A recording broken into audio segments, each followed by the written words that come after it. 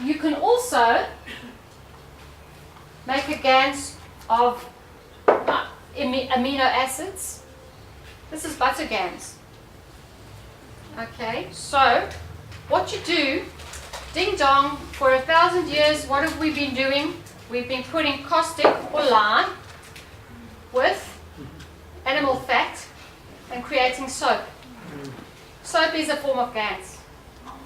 Okay, so what I've done here is I've taken my butter and some liquid caustic and I've blitzed it up with that blitz puree stick thing, but not a lot of caustic like you would to make a hard bar of soap. I've put less caustic, so I've created like a jelly soap, like that Castile soap that you buy that you have to make, you know, like a mix it up and then it goes further. So you get. What butter? What sort of butter do you use? It was normal organic butter from the supermarket. Cow butter. Yeah, cow butter. So I made a soap from the butter. I let it cure for a few days so it became this sort of jelly-like stuff. I take this and I melt it down with some warm water so it becomes a liquidy soap, and I add it again to the salt water. And what do I get? Like that. With amino acid it tends to float first, and then over time, a couple of days, it will drop back down.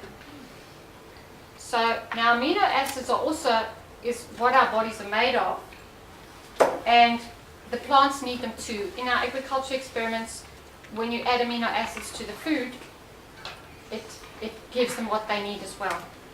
Because amino acids are C, H, O, and N, and those are our basic 4.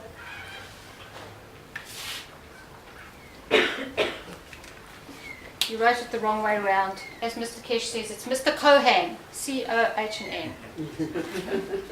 And that is what our body needs very, very, on a regular basis. And so what we're doing is we're testing to see now how to add the protein. Because I couldn't get, or the amino acids, because I couldn't get a lot from the top of the boxes, I was hoping to substitute with my plant feeding these.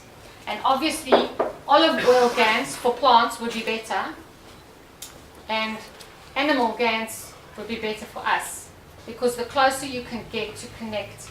Even your calcium GaNS, if you really want to be like super, super healing, go and get a bone from the butcher, a nice organic bone, crush it down as fine as possible, and do the whole process and use that calcium on broken bones. You'll get an even better effect than eggshell.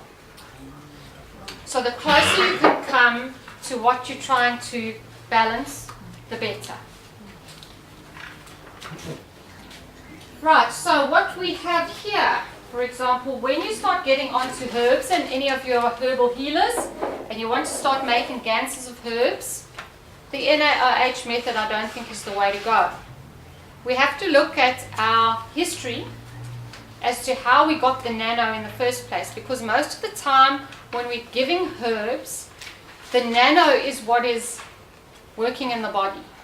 So by creating a tea, for example, we are putting nano into the water. So I've taken some elderberry and I've boiled up the elderberry for quite a length of time, and I've strained my elderberry juice, and this is what I've gotten. And I just tested this because this is sort of a new thing for me. I just tested this in the last few days, and I only did a small amount.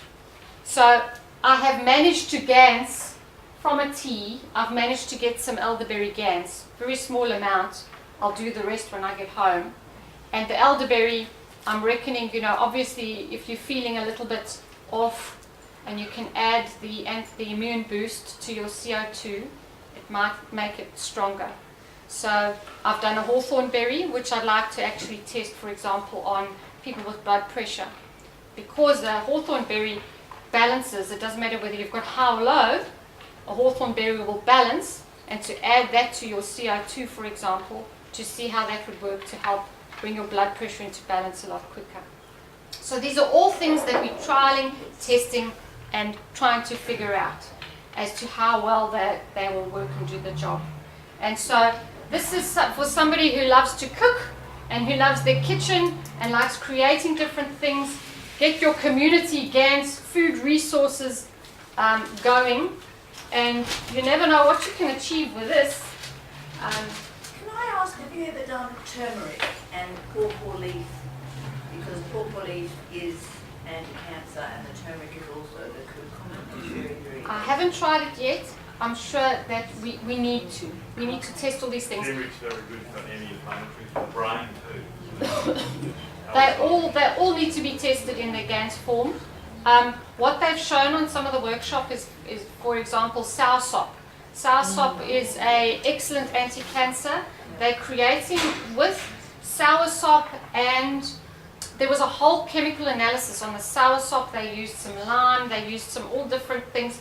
When you looked at the chemical analysis, it basically does the NaOH and the salt, and it creates a GaNS as you are cooking it in the specific way.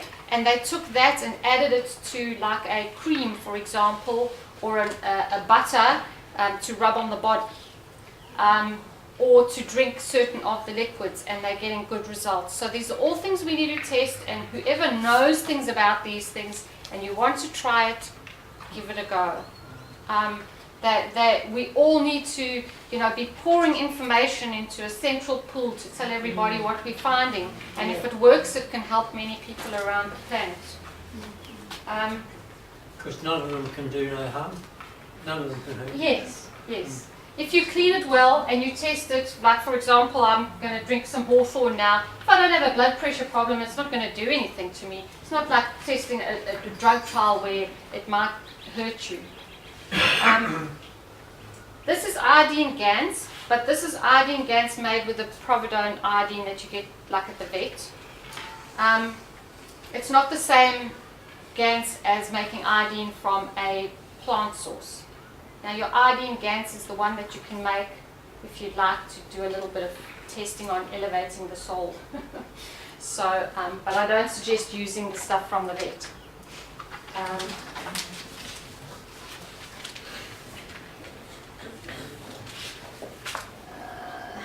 Anything else? Okay, so these are our different plant GaNSs here. This is our beetroot seed GaNS. Because we grow little microgreens from beetroot, I wanted to make because my theory is the seed has got every sort of DNA imprint in there that it needs. And so I've created a beetroot seed GaNS that I can feed my beetroots as they're growing to give it their perfect selves as energy. So we've done the same with the lettuce. That's our lettuce GaNS. Because we grow our lettuces, I can use the lettuce GaNS to, and this is also about a 6.5, the lettuce GaNS. So most things end up going to the pH that they were originally.